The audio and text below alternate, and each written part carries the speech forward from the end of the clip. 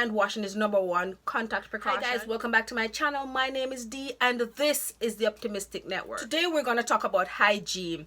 It's summertime and it is so hot, and we all know that bacteria thrive in this kind of heat. So in order to stay healthy, we as individuals need to practice proper hygiene. First of all, some people may ask, what is hygiene? Hygiene is just the science of establishment and maintenance of health. It is also the practice of cleanliness that is conducive to health. This just means that hygiene is very important to your health. So if you practice great hygiene, you'll stay healthy longer, or you'll stay forever healthy. Good personal hygiene is very important in promoting health. Personal good hygiene habits are hand washing, which is the most important, bathing, brushing your teeth, washing your food before you eat, will help keep bacteria and virus away and prevent illnesses. I bet you didn't know that there are physical and mental benefits of hygiene.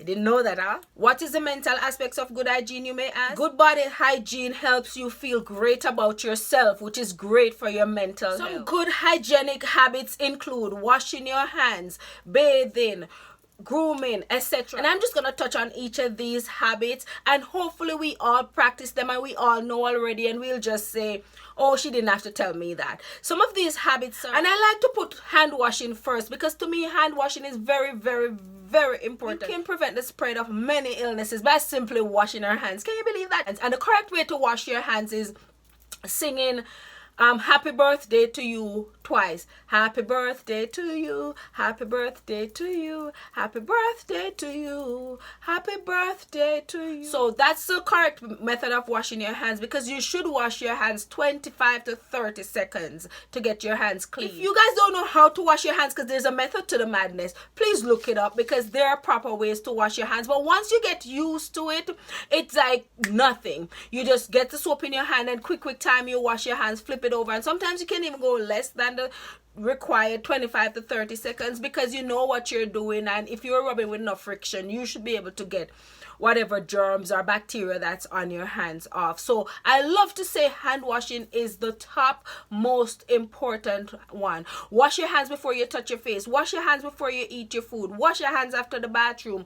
If you were going from dirty to clean, wash your hands. Even if you're seasoning up meat, like I just did some prep for 4th of July, and I was doing chicken and I was doing pork, and after I did the pork, I washed my hands and dry it, and then I did the chicken. And this is kind of off topic, but it's about bacteria and hygiene, food hygiene. So I watched a Dr. Oz program, a little part of it, I didn't watch it full, where he said you don't need to wash your chicken, because when you wash your chicken, you're just spreading the salmonella in the sink, and that is bullshit. You need to wash your food. You need to wash your chicken. You don't know how it's packaged. You don't know how many times that fell on the floor and they took it up and just throw it in there, because they expect you to wash it. Yes, it's true, chicken can spread salmonella in the sink, but what he didn't tell you is that vinegar can prevent that salmonella. So what you do is wash your chicken with some vinegar, and you won't be spreading salmonella. Whenever you're done with your sink, you just use some bleach and lime and you wash that. All those are antibacterial agents, and they will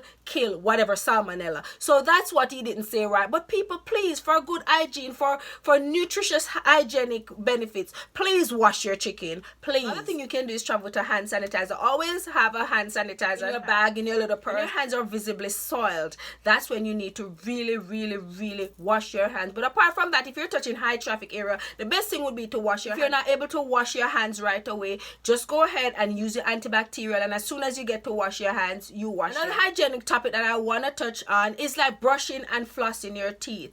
I've seen it all the times. A lot of people walk around and they don't brush their teeth.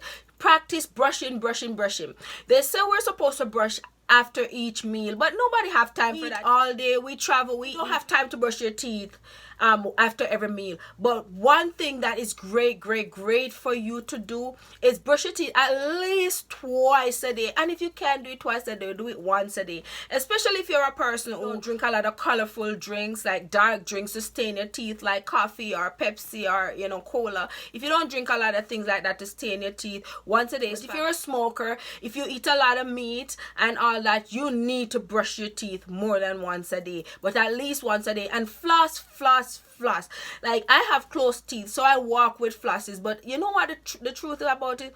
The truth about it is I don't always floss unless I feel something in my teeth, and that's not the right way to go, because when you finally floss, you see the heap of things that you didn't even feel in your teeth. So take some time for yourself and take this as like a little time to floss your teeth, at least even once a day. If you can't do it once a day, try and do it at least 4 or 5 times a week. You go ahead and floss your teeth. Also, if you drink a lot of sugary drinks or eat a lot of candy or sweets, anything sweet, even if it's bread or bun but it's sweet, if you eat a lot of that, you probably want to brush more often. The accumulation of bacteria can cause gum and tooth decay, and nobody want to walk around with no rotten teeth. So if you're not a regular and daily brusher, please consider brushing at least once to twice a day. Please, please, please. That's great hygienic practice. And if we have to, let's talk about bathing. I bet you didn't know bathing is a part of great hygiene. When you bathe every day, we exfoliate dead skin. Your skin, that's what your skin do. It's constantly changing.